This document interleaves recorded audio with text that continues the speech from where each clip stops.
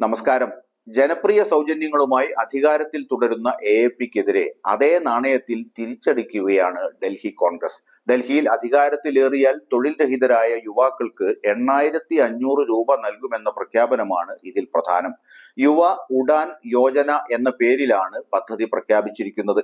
ഒരു വർഷത്തേക്കായിരിക്കും സാമ്പത്തിക സഹായം നൽകുകയെന്നും AICC general secretary Sachin Pilot പത്രസമ്മേളനത്തിൽ പറഞ്ഞു. വീട്ടിലിരുന്ന് ഒരാൾക്ക് പണം ലഭിക്കുന്ന പദ്ധതിയല്ല ഇത്. ഒരു കമ്പനിയിലോ ഫാക്ടറിയിലോ സ്ഥാപനത്തിലോ തങ്ങളുടെ കഴിവുകൾ ഉപയോഗപ്പെടുത്താൻ കഴിയുന്ന യുവാക്കൾക്കായിരിക്കും സാമ്പത്തിക സഹായം. ഈ കമ്പനികളിലൂടെയായിരിക്കും പണം ലഭിക്കുക എന്നും സച്ചിൻ പൈലറ്റ് പറഞ്ഞു.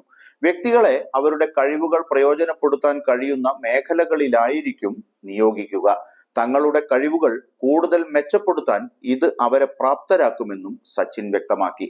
അധികാരത്തിലേറിയാൽ സ്ത്രീകൾക്ക് മാസം തോറും 2500 രൂപ സാമ്പത്തിക സഹായം നൽകുമെന്ന് നേരത്തെ കോൺഗ്രസ് പ്രഖ്യാപിച്ചിരുന്നു. പ്യാരു ദീദി യോജന എന്ന പേരിലാണ് പദ്ധതി പ്രഖ്യാപിച്ചത്. 25 ലക്ഷം രൂപയുടെ ആരോഗ്യ ഇൻഷുറൻസും കോൺഗ്രസ് വാഗ്ദാനം ചെയ്തിട്ടുണ്ട്. ഡൽഹിയിൽ നഷ്ടപ്രതാപം തിരിച്ചുപിടിക്കാനുള്ള തീവ്ര ശ്രമത്തിലാണ് കോൺഗ്രസ്. കഴിഞ്ഞ 10 വർഷത്തിലധികമായി രാജ്യ തലസ്ഥാനത്ത് ഭരണത്തിന് പുറത്താണ് പാർട്ടി.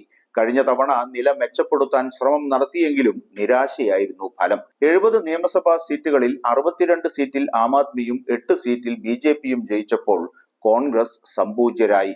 ഇക്കുറി കാര്യമായ മുന്നേറ്റം ഉണ്ടാക്കുമെന്നാണ് കോൺഗ്രസ് അവകാശപ്പെടുന്നത്.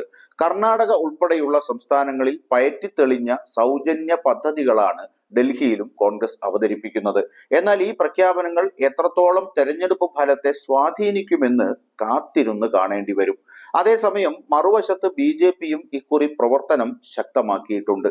രാജ്യ തലസ്ഥാനത്തെ കേന്ദ്ര സർക്കാർ പദ്ധതികൾ ഉയർത്തിക്കാട്ടിയാണ് BJP വോട്ട് തേടുന്നത്. മെട്രോ അടക്കമുള്ള പദ്ധതികളാണ് നേതൃത്വം ചൂണ്ടിക്കാട്ടുന്നത്. എന്നാൽ BJPയുടെയും കോൺഗ്രസിന്റെയും നീക്കങ്ങളെല്ലാം അസ്ഥാനത്താകുമെന്നും ഇത്തവണയും ഡൽഹിയിൽ AAP സർക്കാർ തന്നെ അധികാരത്തിൽ തുടരുമെന്നാണ് പാർട്ടി നേതൃത്വം അവകാശപ്പെടുന്നത്.